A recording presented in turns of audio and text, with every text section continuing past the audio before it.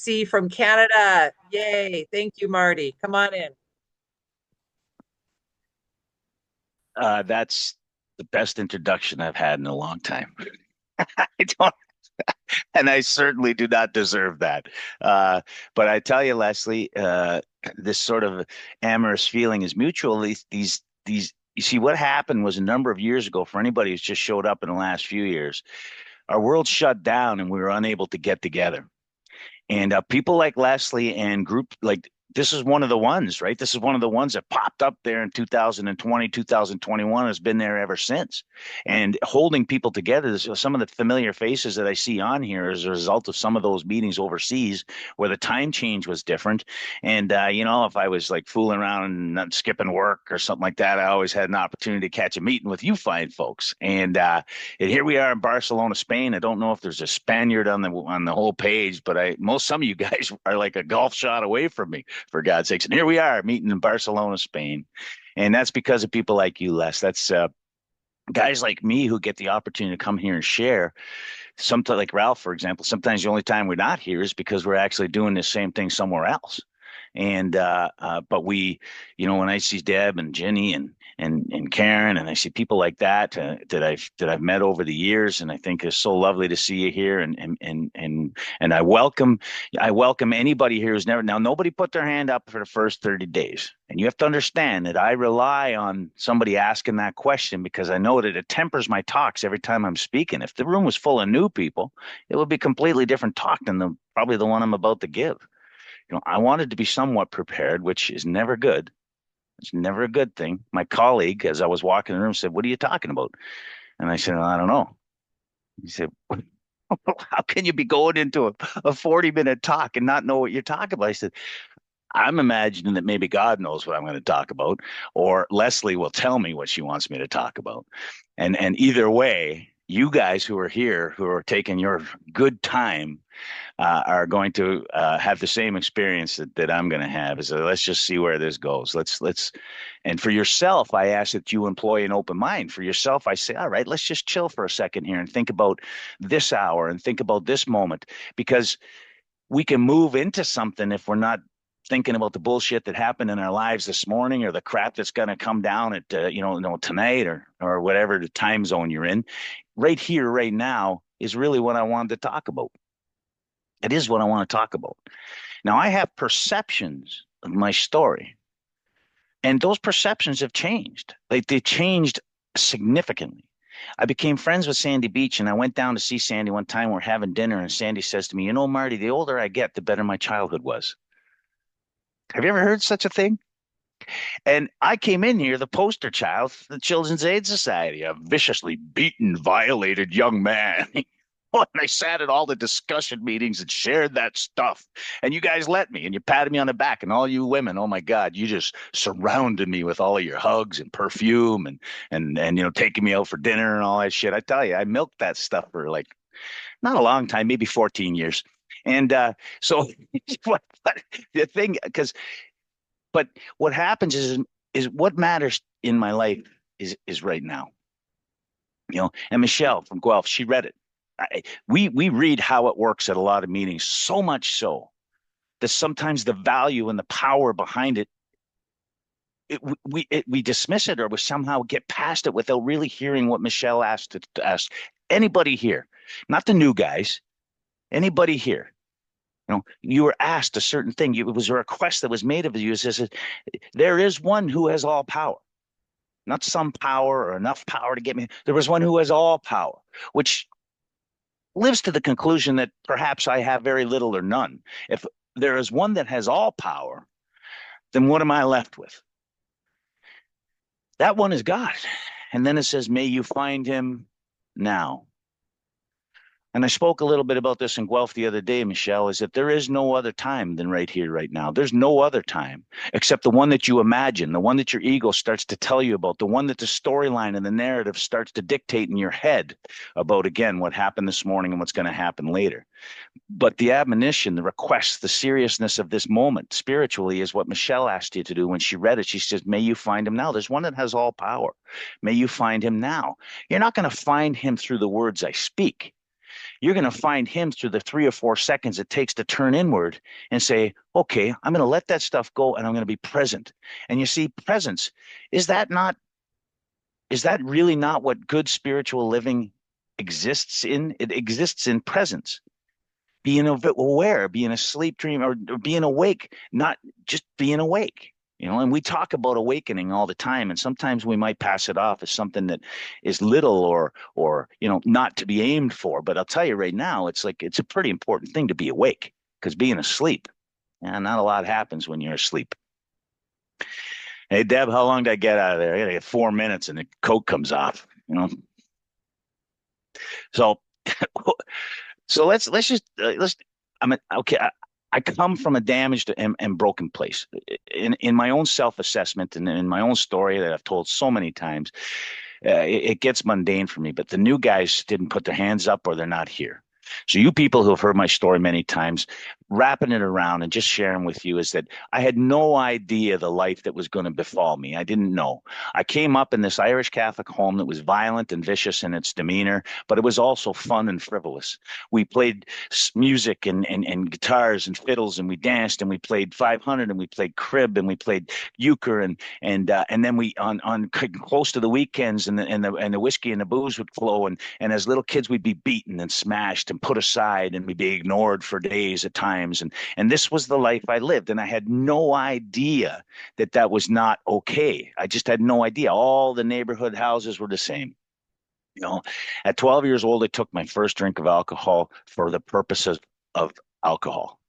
I had lots of sips and all that kind of stuff growing up. I had a taste for it. I liked the taste. So when going to get for the uncles or my old man, I would nip tastes and they thought that was entertaining at best.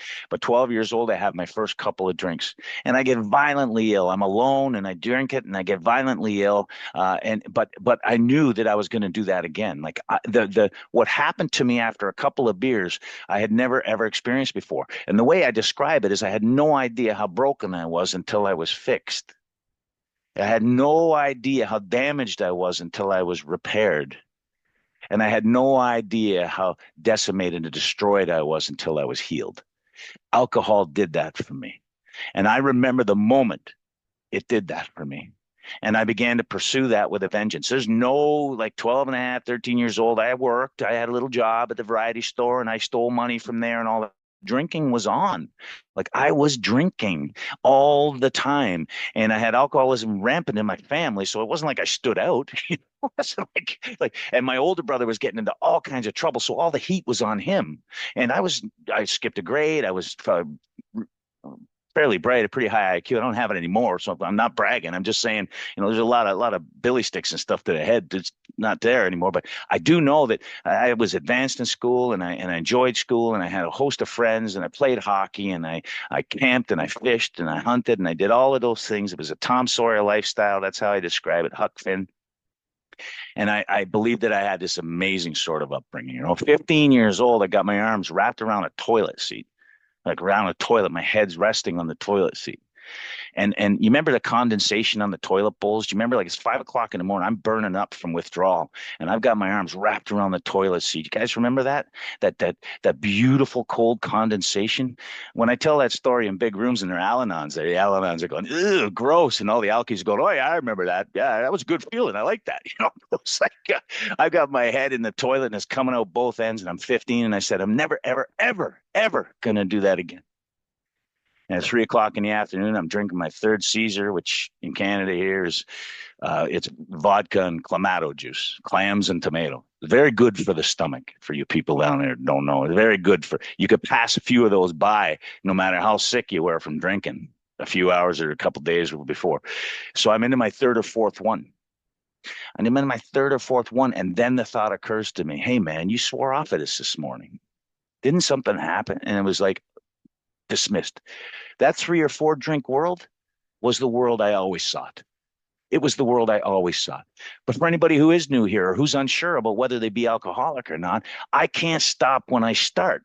When I have a drink, I can't stop. I can't stop or predict it. I can't stop. Or it's very difficult to stop. Usually I'm arrested, beaten, or so sick I can't drink anymore. There's no way of me stopping. And that's a bad problem to have.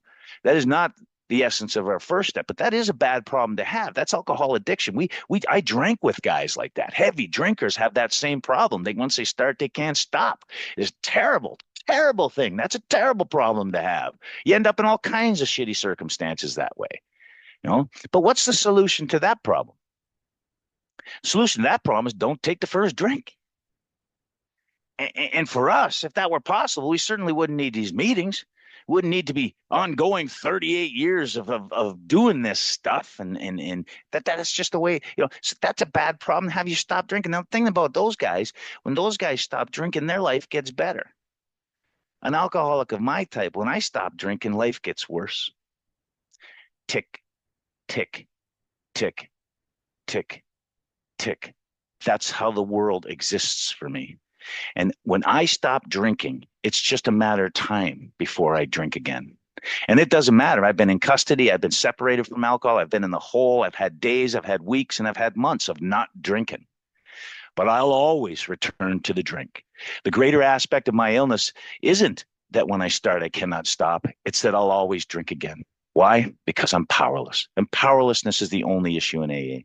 At 17 years old, I won't go through all of these stories, but at 17 years old, I think it's a remarkable period in my life because I don't know about anybody else here, but I used to get framed a lot. I'd just be walking down the road and bang, I'd end up in prison, and I never knew why I got there and just being framed all the time. Cops are picking on me, being framed. And so one of these times at 17 years old was when I met you. Alcoholics Anonymous. You guys who get off your asses and go out into those institutions and you got your books or you got whatever and a couple cigarettes. So you go out there and you share your message with guys that don't give a damn and that are only there to kill time or get close to some other cons. You guys go and you do that.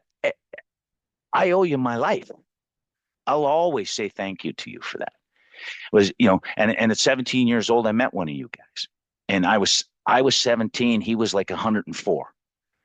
And he comes walking in. He says, "Hi, I'm Bob." I think everybody in AA back then was named Bob. He said, "Hi, I'm Bob." And he said, "Can I talk to you for a minute?" And he starts telling me his story, like all of it, the whole 112 years, all of it. And like I gave a shit. And I'm sitting there, I go, "Oh my God, you needed more drinking, not less, dude." And he's going on and on and on about for an hour. He doesn't ask me anything, doesn't ask me my name, doesn't ask me what I'm doing in prison. He's just going on. And so he goes like that, wipes his nose, gets up, and he leaves. He says, "Thanks for listening," and he leaves.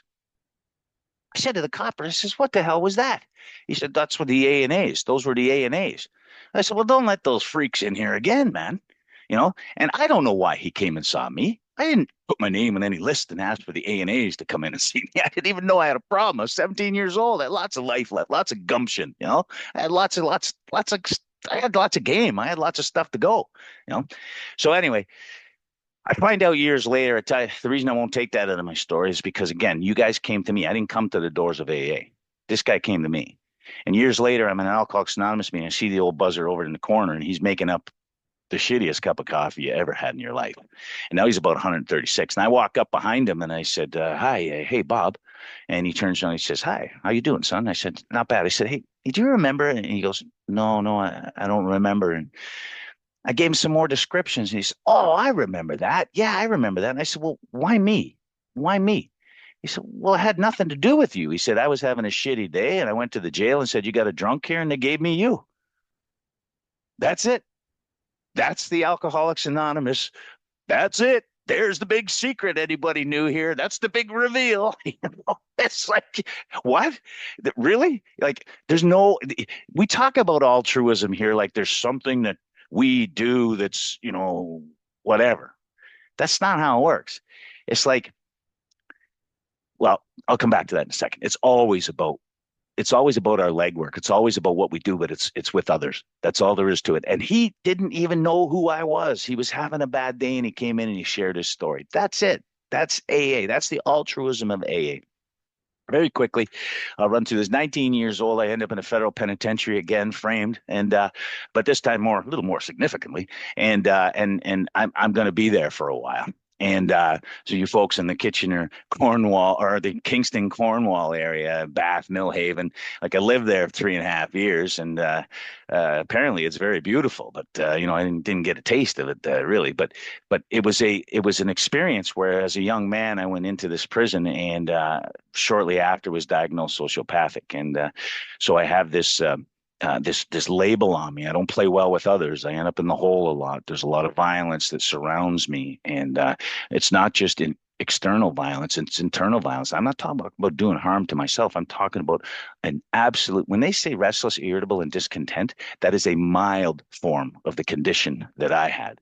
I was deeply psychotic, and I was deeply homicidal, and I'd never had a suicidal moment in my life. But but being angry and desperate and striking out was a common thing for me when I got older. Like, and I'm not talking about an immature little kid.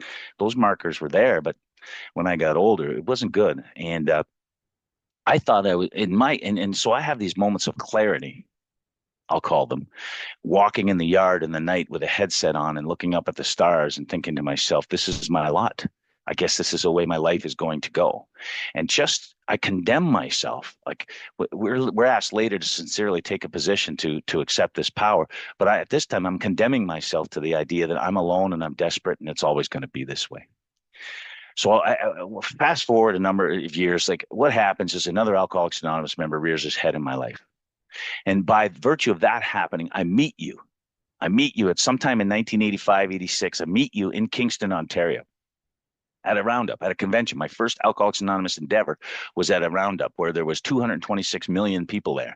And if you understand what it's like to be a new guy could walk into a room. What do we got here? We got 79 people here. A new guy could walk into a room like this and be overwhelmed. A new guy could walk into an Alcoholics Anonymous meeting and be 40 people there and be overwhelmed. No, I didn't believe there were that many alcoholics in the world, let alone people that are willing to say they're alcoholic. But we end up going there. I end up having this experience, and I know that you are my people. This story for another time. And when I go back to the institution, I'm sitting there talking with this guy who had taken us out, and he says, and we just talking about the experience of being at that meeting, and he said, and we have these 12 steps, and he pointed up to the wall where these steps were on the wall. And I look up at them. I had been in that same area for 3.5 years, and I had never noticed them because I had noticed them, but everywhere it said God in the steps had been embossed with gold leaf. So as soon as I saw the God word, I turned away from it, thinking that was for the Jesus jumpers. That's for the full gospel guys. That's for the guys who get together and talk about Jesus and shit. So that's their room, I guess. And it was also the visiting room, which I had no visitors. So I was like, that's what it was. So here's this guy, and he's carrying a message, and we end up talking, about these steps. And I'm looking at the 12 steps of Alcoholics Anonymous on the wall, just like about every single solitary newcomer in the history of Alcoholics Anonymous. And remember, I'm alone. I don't play well with others. And I'm sitting there, and this man is explaining to me what's on the wall. And I think that's the 12 steps. So I look up and I say, yeah, man, bad shit happens when I drink. I get that. I get that, step one. Step two, no, no, no, no, no, no. The power, no, I think I know where you're going with this. Step three, you're not even hiding it. It's capital G. You know what I mean? You're not even hiding it. So knock it off. Knock off the whole God thing, the G thing. Forget it. Step four, inventory. Yeah, I can do that because I did some awful things. I'm not writing anything down, but I can do that. So I had a 1 in 4 program. And step five, I'm not telling anybody. When I was growing up, the rules in the house were don't talk, don't trust, don't feel. I'm not telling anybody shit. I'm not telling anybody any of this stuff. Step 6 and 7, there you are, back to God again. I think we'll just bypass that. And step 8 and 9, I'm not paying back the money.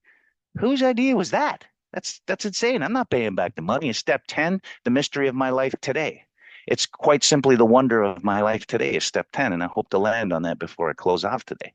Step 11, there you are. There you are. I knew it the whole time. You were going for Jesus the whole time. There you are. You're not hiding it. You're going for it. And step 12, help people. Yeah, I can do that. So I had a 1, 4, and 12 program while I walked around the institution. I told everybody in prison they could have what I have. They just do what I did. And nobody got sober. But I got a parole. And I end up back in Hamilton, and I fall right into your loving arms. Alcoholics Anonymous.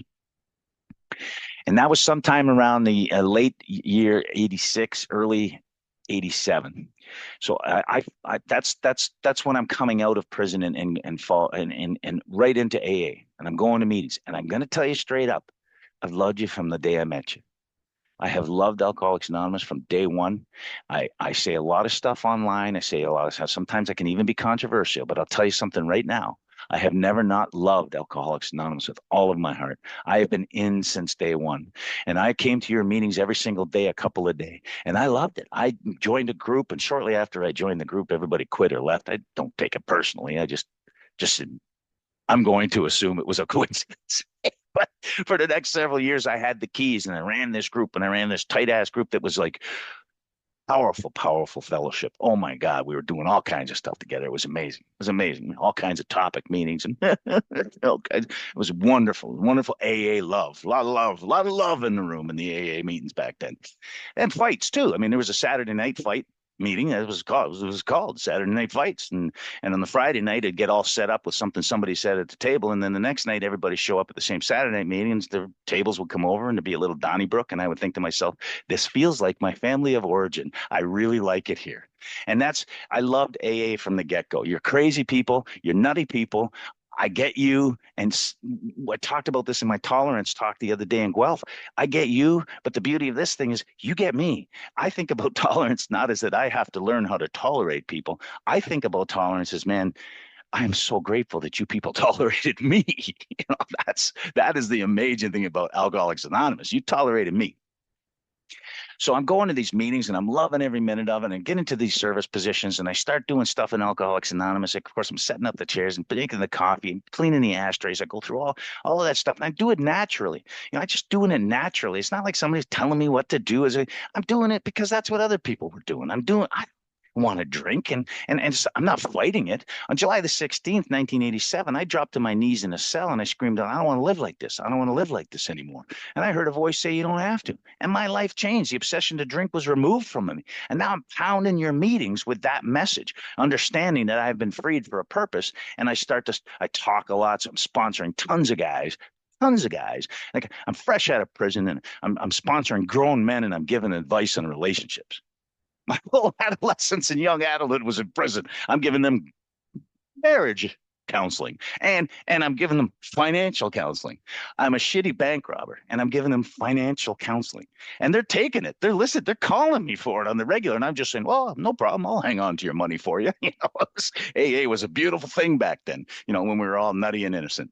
But so I'm living this sober life. Like my mom fell in love with you at 5 years sober. Like she's announcing these accolades to the rest of my family. She says, and my son Marty has the same license plate on the front as the back. You know, like it, you know what I mean? Like whoo, the bar was pretty low. You know what I'm saying? The bar was pretty low. And but I'm living this life. At 8 years sober, I have a little girl. Sometimes in Alcoholics Anonymous, you get mixed up with somebody, and stuff like that happens. And probably one of the greatest gifts of my life. However, so I have this little girl. And through this little girl, I learned that there's something that had occurred with me in the last couple of years that I wasn't aware of. And it was that the first inclination was that I was open and overwhelmingly aware of her love for me. She was 8 months old. She was swaddled in clothing. I was over top of her, 240 pounds of angry, mean dickhead. And I'm over top of her, looking in her eyes, and she's looking in my eyes, and I could feel her love. For the first time, I knew that somebody loved me. But the more recognizable feature of that was that my looking back at her, it was the first time that I was fully aware that I truly loved somebody else. And this thing, these relationships, my family of origin, growing up and all that kind of stuff, the L word flew around a little bit, but I had no conscious awareness of what love meant. And for the first time in my life, I knew. And then I realized this Alcoholics Anonymous is all about love. I thought it was about not drinking. This Alcoholics Anonymous journey is all about love. And I start running around talking about love, love, love, love, love, love, hugs, not drugs, and all that bullshit. Fellowship was massive in my life. It was wonderful. And a few years of that foolishness went on. And of course, I'm being asked to speak all over the place, mostly in Al Anon, because it's all about love. It's all about family and love and all that shit. And I'm having this great AA experience, sponsoring stables of men. I get a career, I get educated and all that kind of stuff. And I start sensing that there's something more here. But what could it be? And it was God. There's this thing about God that had sort of evaded me, And I started looking in some of these guys that were using that capital G thing. And I thought, wait a second here. I'm going to follow these guys around. So I started talking to these guys and getting engaged with these guys. And I start, oh my God, it isn't about love and it isn't about not drinking. This whole thing's about God. And it's been about God the whole time. How did that get past me? And so then I'm running around talking about God, God, God, God, God, God, like I know shit, right? I'm reading our literature. I know stuff, you know? I have a head full of wow. And I've got your daily readers and your touchstones for men. And I got all this beautiful God stuff. Now I get pointed to the Bible and I've read Emmett Fox, Sermon on the Mount. I've got a God. I got it. And so I'm asked to speak a lot about God. I'm the closing speaker at the conferences. I'm sending you all home with your spiritual message. Me, nut job, maniac, all coming from the head. But I thought if I made you laugh, that you were having an experience. That's what I thought. And for the most part, to line up and we'd be hugging and loving and talking about God. Folks, I'm here to tell you, I had no experience with God. I had an experience on July the 16th, 1987, when I screamed out, I don't want to live like this. I don't want to live like this anymore. And I heard a voice say, you don't have to. You don't have to live. That was my experience. In 14 years, I could never transmit that experience. It was just a story. To anybody who could listen, it was just a story. That story is not going to help anybody, not a goddamn person. And that's why if you've been dunked and you've been revitalized and spiritual living and all that kind of stuff, all the power to you. But please recognize that it's not that experience we're talking about here. At 14 years sober, I'm out having a cigarette with a guy, and he's just a dude, humble, big, bearded, gray-haired guy, handsome as all get out, big chest. Looked like Lee Marvin or James Coburn. Looked like one of those dudes. He was from Texas, so that's who he reminded me of. And I'm telling him what a great AA guy I am. I'm giving him my best shit. And he didn't say a word. We're just puffing away, talking about working out and fitness and stuff. We're just puffing away. And out of a sudden, out of the blue, he says to me, he says, hey, you're asleep dreaming, you're awake. And I said, pardon? He says, you're asleep dreaming, you're awake. I said, I don't even know if that's an insult, buddy, but I don't like it. And he said, there's an experience. I don't know what you mean. He said, there's an experience in AA I can tell you've never had. And if you were just listening to my pitch, you know what it is. Some of you on here know exactly what it is. I had never taken the steps. I had never taken the steps. And again, Michelle Redda says, here are the steps we took. Here are the steps we took. Not, I belonged to a 12 and 12 meeting.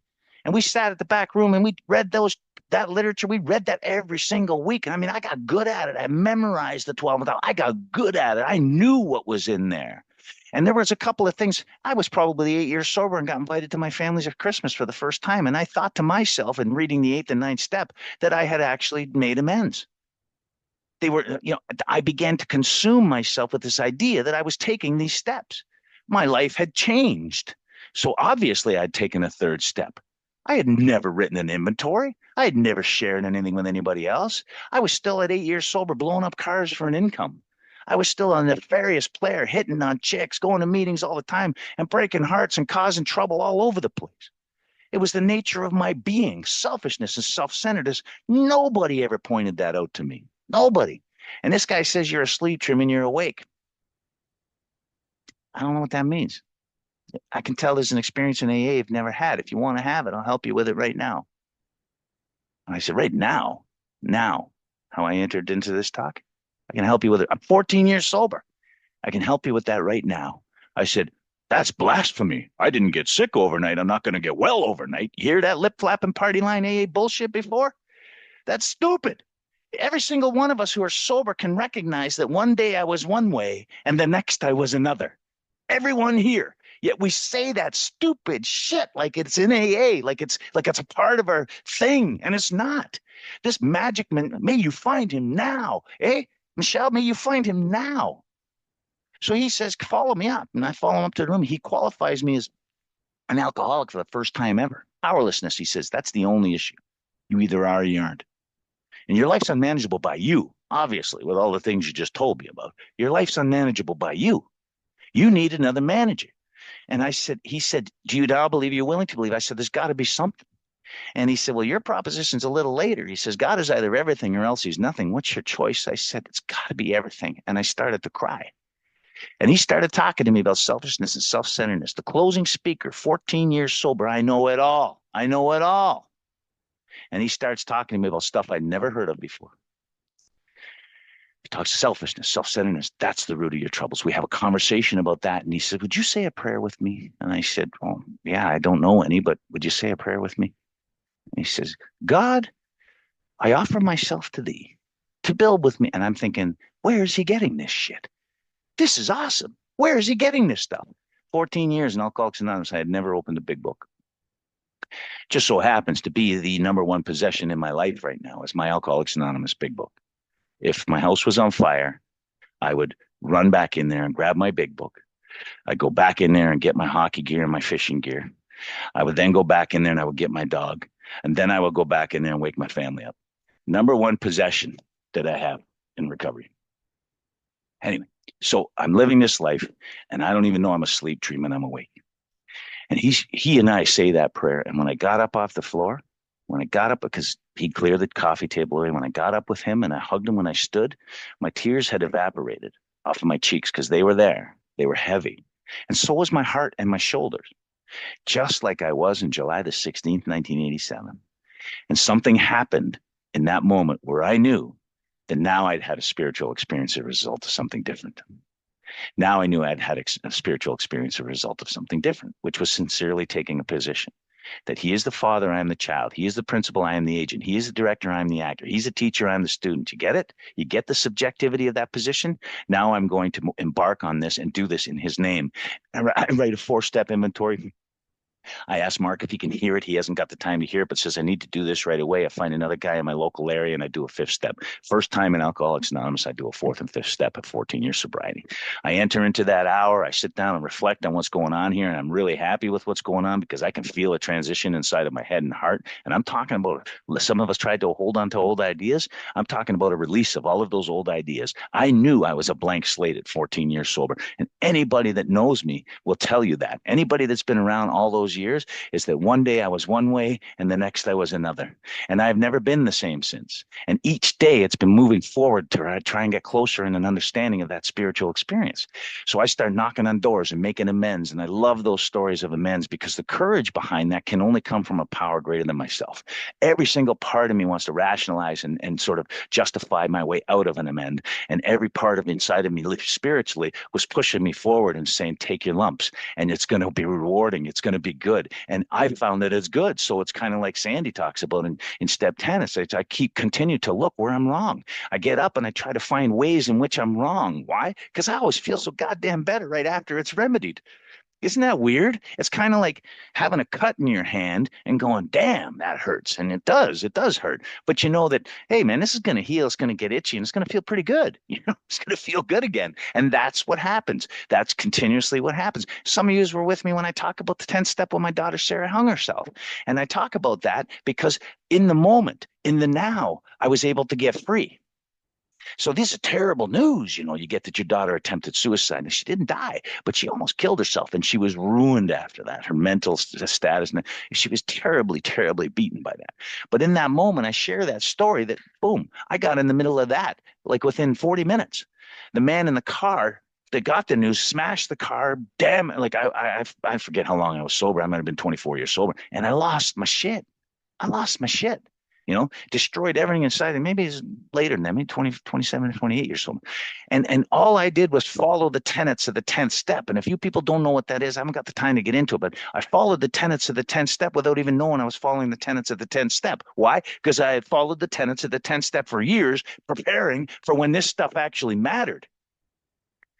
And so I get a perfect release from that, where I could be useful to my partner, where I could be useful and kind to the people who tried to help my daughter, who tried to save her life.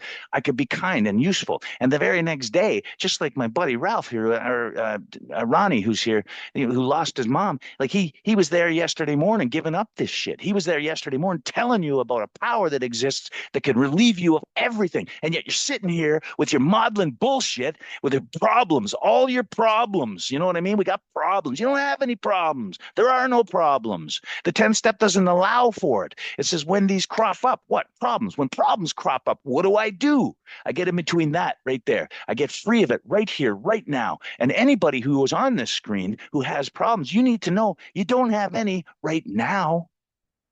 Not right now. NOW. You have no problems now, but your ego will quickly run up to the surface to tell you the story about how you're so defective and all the problems you do have. The ego tells you that story over and over and over again. And you need to be free of that narrative. This process frees you of the narrative. Everybody thinks it makes you happy, joyous, and free. Is that what the target is? How about peaceful? How about free of the narrative? And in step 11, I'm going to look for this power. I'm going to seek this power in all kinds of ways. I am never closer to God than I am when I'm with you. Deb and Ginny and Karen, when you surrounded me in Cornwall and you got around me in there, I'm never closer or feel the power of God more demonstrative than when I'm with you. Zoom has afforded me that. Didn't think it would, but it did that all through some of these critical times. And when my daughter Sarah did die a couple months ago, Alcoholics Anonymous rose to the occasion. Alcoholics Anonymous, a fellowship full of people who don't even know me, a fellowship full of rose to the occasion. I got thousands of messages and thousands of leanings of love and support anonymously. People think anonymity is no name. Anonymously, you guys don't even know that those things landed right on my heart. You don't even know those messages landed right on my heart. So when you hear this stuff, when you experience this stuff, and you shoot out a message, it lands right on people's hearts. And now you recognize in me the same thing that I recognize in you, which is this powerful, loving God. And this God goes nowhere. I go places with the narrative. I pull back. I re-register and revert and pull back. But when I am with you, imagine having a cup of coffee or a bite to eat with me. Like I get pretty worked up about this shit. I get pretty involved and engaged in this stuff. I, I never want to not be a testament to his power. It's not just Alcoholics Anonymous. It's about the power that's been revealed to me here. That's what it's really about. And 14 years sober, I had no idea that there was something like this could be possible. At 38 years sober, I'm thinking, I have merely scratched the surface. Hey, Billy, we get into some of these cool talks with people, and I think to myself, wow, it's not just the storyteller. It's my insidious, immediate ability to believe the storyteller and go with what the storyteller's saying every moment of every day. But it can never happen now. It's like that never happens now. Wherever you are right now, wherever you're sitting in your car, wherever you're in your right now, freedom, peace, love, sobriety. And having had the experience of that, having had a spiritual experience like that as a result of these steps, that's the message I carry to alcoholics. That's the message I want to go to Barcelona and say, hey, man, this is where I'm at right now. I don't want to forget. I don't want to forget the almost 1,200 people that came through the funeral home that day or at the service. I don't want to forget that, but I don't want to forget the thousands of messages that were laid down. And I watched yesterday when my friends lost their mom, and I saw the results of just sort of putting that out, casting that out there.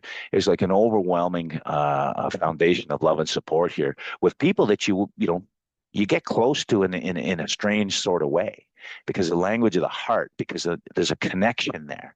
And anybody who is new here, anybody who didn't want to put their hand up, or anybody with 30 days and under and all this, I don't want to sell you on not drinking.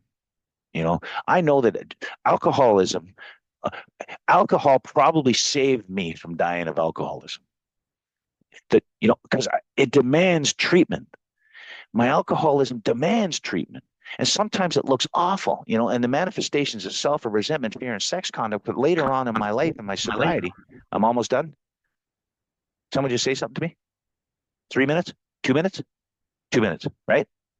Okay. So when I'm living this life today, my ego also takes the steps. So I can enter into this morning readings and all of this kind of stuff and do all of these disciplines that I have. And my ego is riding right along shot with me. And it usually says shit like, Jesus, you're a good guy. And, oh, you're a champ. Look at you, you AA soldier, just giving her. That was a great meeting last night. You know what I mean? Like you really helped a lot of people there last night. You don't tell anybody that out loud because it sounds boastful, right? But who the hell's listening in here? Who's listening in here when I'm saying it to myself is that goddamn ego who just loves that shit. Leave God out. It was you. It's like me coming to Barcelona, and Leslie saying, "Oh, I really like it."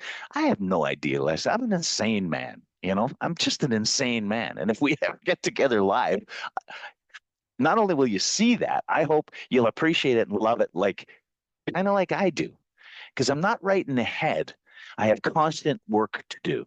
I'm constantly exposed to these ideas and thoughts and concepts that I can move towards, which I got to tell you, there's a richness to that. Deb and Billy and a couple of us, so we land on some of these talks on Zoom and stuff like that where they're going deep. They're pushing the envelope. They're pushing the envelope behind the consciousness and pushing the envelope behind the cerebral approach to recovery and understanding that this God is going to do what this God's going to do no matter what. And that Ralph said to me over dinner, Ralph White said to me over dinner a few weeks ago, a month ago, he said, what if it's all God, Marty? And I had been thinking, 2 seconds, I had been thinking about actually punching someone in the face. And that's why I brought the topic up with him. He said, what if it's all God? Now, I left that interaction and thought to myself, he is correct. I can punch people in the face, and that too would be God. Now, the problem I have with that is that other people get hurt. That's just the problem I have with that. And I'm not doing that anymore. But I was going to do that. And my workshop partner, Brian, I sat down and talked to him. I was on my way to go and do this. And he said, you're talking about that still? And he said, F them. Mind blown. I'm talking about a few weeks ago, guys. I'm not talking about 20 years ago. I'm talking about the speaker you have today. Mind blown. I didn't know you could do that. I didn't know you could let those kinds of things go. I thought I needed paper and pen and all. I didn't know I could turn to God. I look at things one way and I turn to God this way, and it doesn't exist anymore. It doesn't even exist anymore. That gone that day. When I talk about the power of now, when I talk about now being right here, right now in freedom, that's what I'm talking about. Thank you, Les, for letting me get. Thank you guys all for letting me into your now. I appreciate it so much. Thank you.